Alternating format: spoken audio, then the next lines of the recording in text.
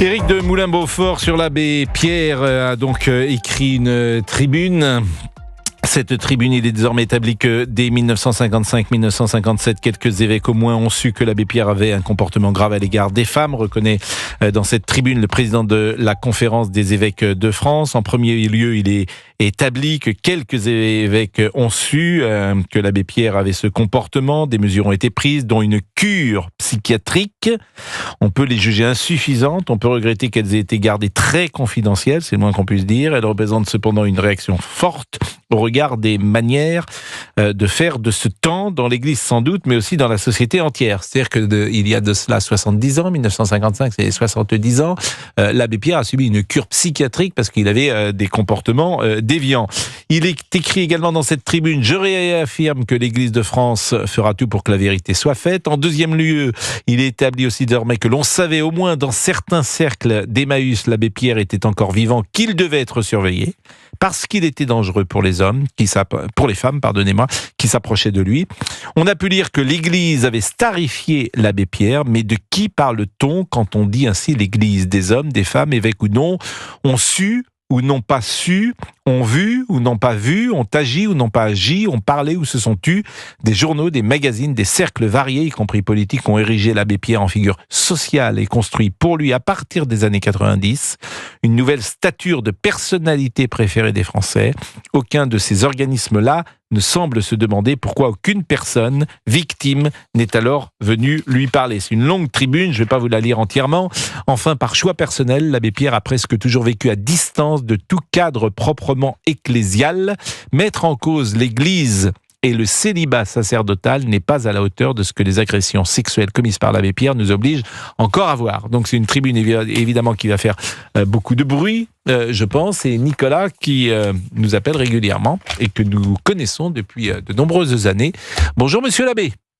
Bonjour Pascal Pro. Et merci d'être avec nous, même si je pensais en lisant cette tribune que l'abbé Pierre a souvent parlé du célibat des prêtres, qui pour lui était quelque chose de difficile à assumer, à vivre, comme j'imagine quelques prêtres. Je sais, j'ai pas de pourcentage à donner, mais j'imagine. Il y a combien de prêtres aujourd'hui, monsieur l'abbé, en France?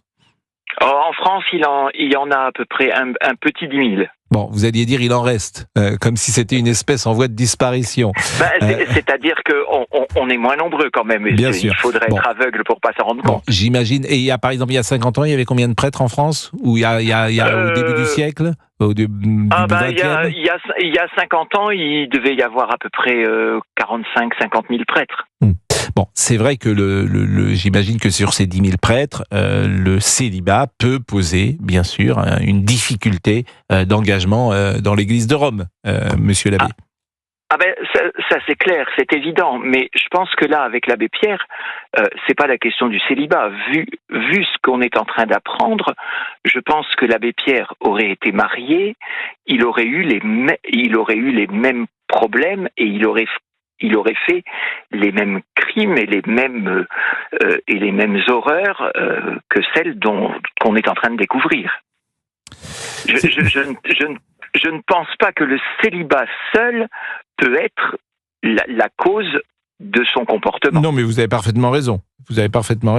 Bon, d'abord, est-ce que vous êtes ordonné prêtre depuis combien de temps Moi, ça fait 31 ans. Bon, est-ce que vous étiez au courant? Alors, absolument pas. Moi, je ne savais qu'une chose, c'est ce que l'abbé Pierre disait, puisque l'abbé Pierre avait dit clairement qu'il n'avait pas respecté son célibat. Dans plusieurs interviews, il avait été très clair. Moi, je sais que, vous voyez, moi, le souci que j'ai aujourd'hui, c'est un petit souci par rapport à la souffrance de ces victimes, qui est la première chose à laquelle il faut penser. Moi, je me dis, mais il m'est arrivé au catéchisme de citer l'abbé Pierre en exemple aux enfants, et je me dis, mais voilà, si j'avais su, j'aurais jamais dû le faire, quoi. Voilà. Et ça, c'est quelque chose qui me travaille. Mais ce qui m'étonne, c'est que ça paraît su par cette communauté et dans un cercle restreint. Moi, j'avais jamais entendu parler de ça, par exemple. Mais que ça ne soit pas venu jusqu'à vos oreilles, alors qu'on parle quand même de cure psychiatrique. C'est ça qui est tout à fait étonnant. Des mesures ont été prises, dont une cure psychiatrique, et quelques évêques manifestement ont demandé à l'abbé Pierre, et c'était il y a 70 ans, donc une cure psychiatrique. Je voudrais bien savoir comment ça s'est passé, une cure psychiatrique avec l'abbé Pierre dans les années 50. Mais vous voyez, vous soulevez une bonne question en disant, il y a 70 ans, en fait, les évêques qui ont su ont réagi comme on réagissait à cette époque-là, dans l'Église et dans beaucoup d'institutions. Moi, ma maman était institutrice de l'école publique. Elle connaît des instituteurs qui ont été déplacés du jour au lendemain d'un endroit à un autre très discrètement, parce que vous voyez, ça c'est une grande question. Pourquoi les institutions cherchent à se protéger plutôt qu'à protéger ceux dont elles sont responsables? Ah, mais vous savez bien pourquoi. Parce qu'elles ont peur d'être, mises en difficulté. C'est vrai pour une grande entreprise. Elles ont peur que ça retombe sur eux. Pardonnez-moi cette formule un peu triviale, mais dans une entreprise, moi je l'ai vécu avec TF1 lorsqu'il y a eu l'affaire que vous savez. TF1 manifestement a considéré que ce n'était pas une bonne publicité pour son antenne. Donc forcément, c'est pour ça que les uns et les autres préfèrent de manière discrète, comme vous dites, ne pas en parler. Ça s'appelle la lâcheté. Et on peut se poser la même question à propos des familles. Mais j'allais vous dire la même chose. Dans les familles, pareil, on n'en parle pas. Il y a le même été noir. Mais il y a le même été noir sur les familles. Et les frères et sœurs sont complices parfois. Voilà. C'est-à-dire que on rejette celui qui a dit la chose parce que tu abîmes la famille.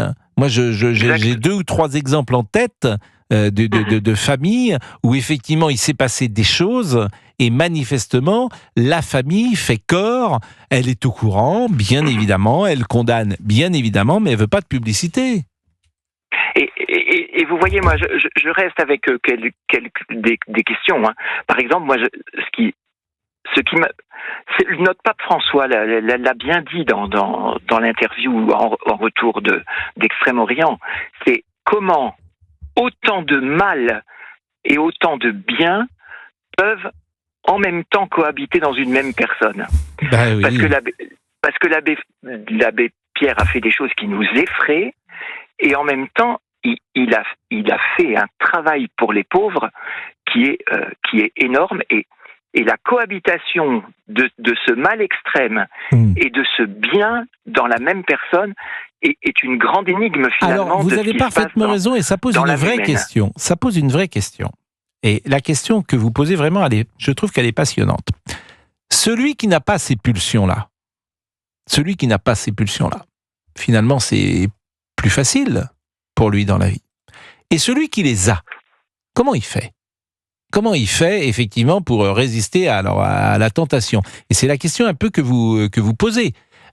Moi, je suis toujours surpris, effectivement, quand j'entends ce type de comportement, ce type d'agissement, etc. Et je ne sais pas, j'essaye, comme tout à chacun, de comprendre. Mais la question que vous posez est excellente.